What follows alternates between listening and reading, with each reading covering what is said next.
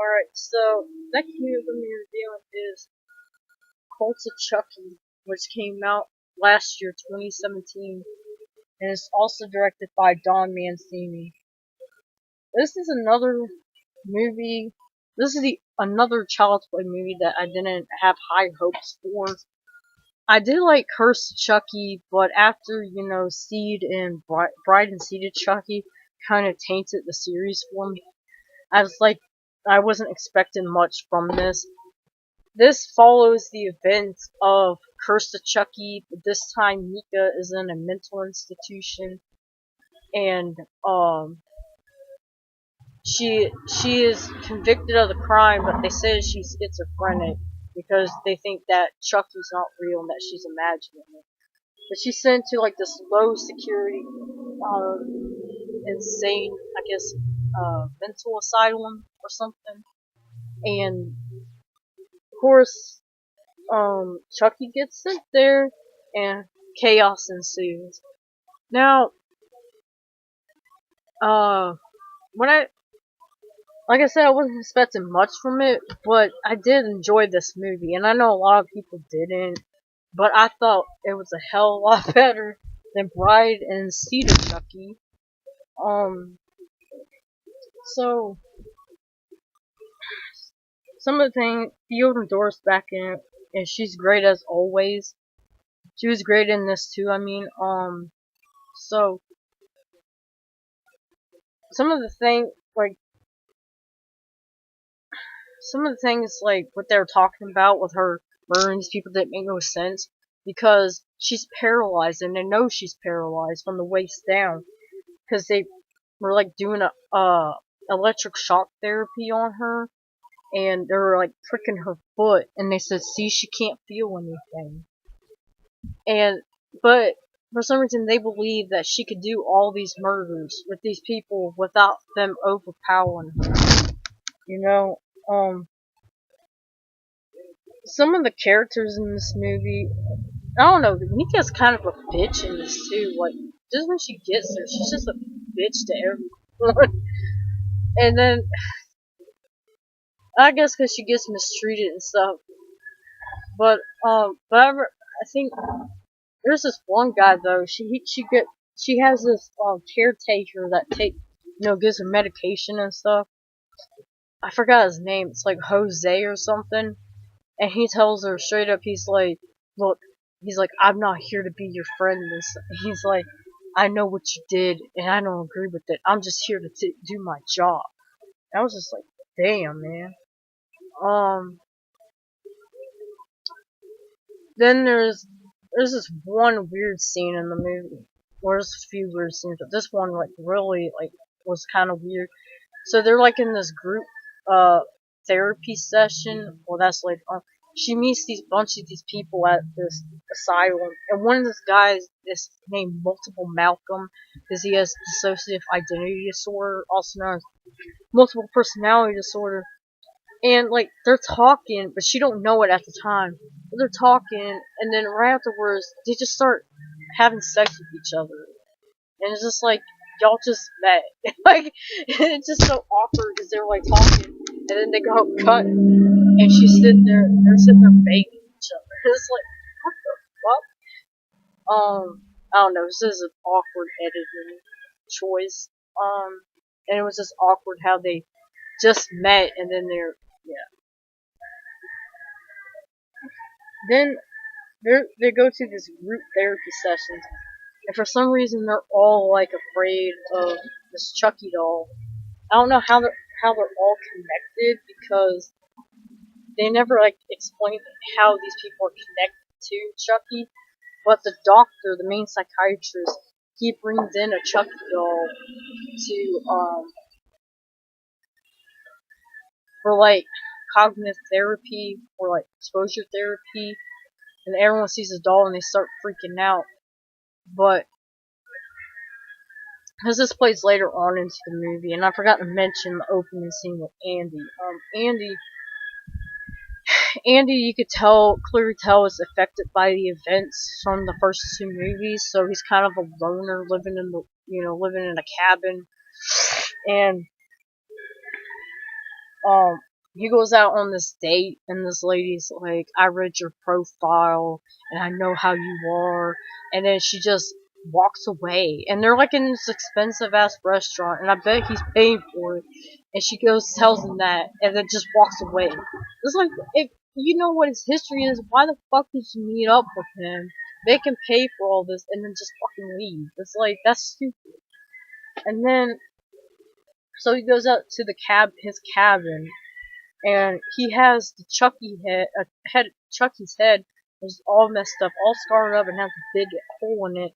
Because at the end of Curse of Chucky, he shoots him in the head, and he has it like on this little plaque thing, which looks really cool. Like, I wish like if they do like a thing for it, I want one. But Chucky's telling him that now he transferred his soul into different dolls. So I was trying to bring up that point when the doctor, he brought in a Chucky doll, and I think he brought in another one, but he was trying to prove to Nika that the doll's not real because he holds a lighter underneath Chucky's hand, and he starts burning it to show, like, because if he burns it, then Chucky would come alive and do something, but he doesn't. And then this one lady, oh, hold on. What's her name? Nika. This is one lady that's just a bitch. Like, I don't even know why she's in there. She's just a bitch to everyone. And, there's this other lady who killed her baby, and she becomes, like, attached to the Chucky doll. And you think, oh, Chucky's probably trying to influence her, trying to get into her body. And then there's, like, this whole thing that's going on where you don't know, like, who Chucky's trying to get into and stuff. Because, like, Multiple Malcolm in one scene says that he starts acting like Chucky, but then they find out that, he's just faking it. There's this older lady, like, when Chucky's roaming around the hospital, and, she's like, I can see you. Are you real? And he's like, yeah, I'm real. You see me standing here? And she's like, oh, I see things sometimes, but I don't know if you're real. And he was like, alright, lady, when I get back, I'll deal with you later. And I was like, what the fuck? And then, like, he goes into the room and tries to kill Nika, but then because she slit her wrist, trying to kill herself, and then he patches it back up, and then he writes on the floor, he's like, I'll be back, or something like that. And then, like, the doctors are like, and they think she did it for some reason. And they think she killed the old lady. Like, that don't make no sense, like, she's in a wheelchair, she's very skinny and stuff, like, I don't know. Like I said, there's, like, 2 different dolls in the thing now, in the hospital. And then, like, Nika's doctor is, like, a perv. He's really creepy. Like, he hypnotizes her and stuff. And, like, tries to, like, he's, like, a pervert. And tries to, like, grope her and stuff like that. And then Chucky, in one scene, he comes up behind him, hits the doctor in the back of the head with a liquor bottle. And he said, I don't know who's more sick, me or me and this guy. Me or this guy. He's like, he got me topped. I was like, dude, like, it's bad when a killer doll has more morals than a pervert. I'm sorry. What else? And then there's, like, the finale where Andy figures out what's going on, and then there's, like, one scene where they're showing, like, video footage of Andy when he's trying to show a doctor, like, that Chucky's actually real, like, he has, like, the head of Chucky on that plaque, and the thing starts moving and talking and stuff, and he shoots it, and he's like, look, it's real, and they're like, we don't believe you, like, like, that's good special effects. It's like, what? I mean, most people won't believe if you said that there's a killer doll running around. But anyways, But at the end, Andy finds this has this other doll, and he shaves his head, a Chucky doll, and shaves his head, and then mails it to the mental institution. Then he goes up to the mental institution, and he's trying to get in, and they said you can't get in unless you're admitted. So he punches the cop or security guard in the face, and then he gets admitted into the hospital for some reason. And then Chucky, the Chucky doll, there's 3 of them now. I'm trying to remember how the other one got there, but they resurrect, or they pass the. Hold on, there was 3, I think. They um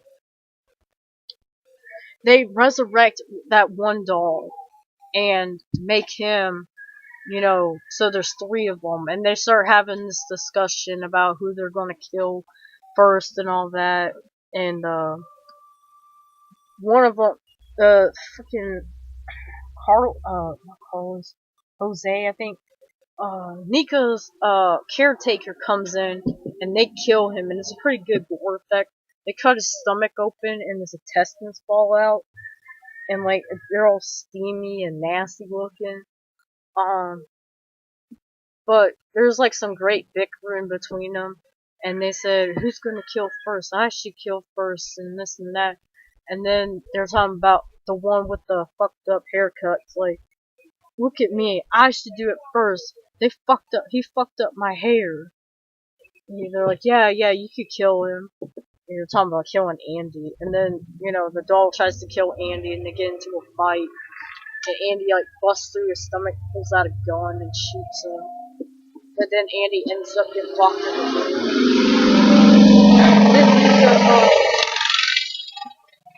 Sorry about that. Then Nika, she gets possessed, or she gets, yeah, I guess, possessed by the Chucky doll, or he goes into her body, and then she goes and starts killing people. She kills multiple Malcolm by putting a drill through his eyeball. Did she do? No, was it Chucky? I think one of the Chuckies did that. There's another death scene I forgot to mention. With there's 2 of them actually. There's one that's kind of like in vein of the from one of the death scenes from Bride of Chucky, where Chucky straps the bitchy woman down on this thing on his table, and there's like a window above her, and it's snowing. It looks pretty nice, like cool how they did, like the snow and stuff. But he takes a can of compressed air, which he's like, "Compressed air? What does this mean?" He goes, "I'm being serious."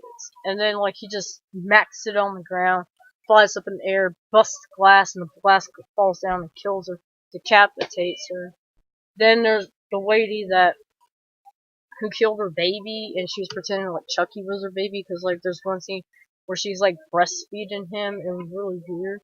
But he shoves his arm down her throat and pulls out, I guess, and it's her lungs or something. It was something, because it was weird looking.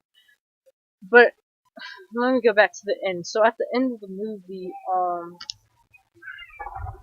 Fiona or Nika is possessed, by Chucky, the spirit of Chucky. So she meets up with Jennifer Tilly's character, which she came earlier into the movie talking about that little girl, and that Chucky possessed the little girl, but during one of the crimes that he was committing, the person killed her, so he had to leave her body.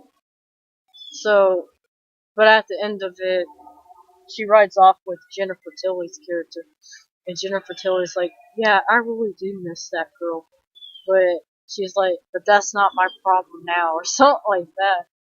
And they laugh and drive off. It's like, okay. Yeah, I like this movie. Some of the visual styles are pretty cool, like with the snow on the window, or through the window.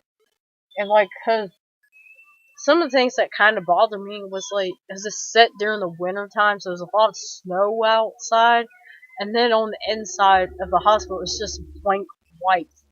It's just white. Everything's white, and if it's dark or like black and gray, it's like the lighted choices and the clothes that they wear. It has like a very stark, depressive feeling to it.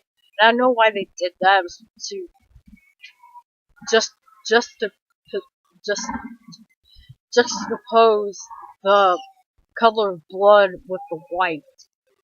But there's this one scene I forgot to mention where Nika's having this nightmare about Chucky, and like it's like a Chucky doll that keeps getting bigger and bigger and starts like vibrating and coming towards her.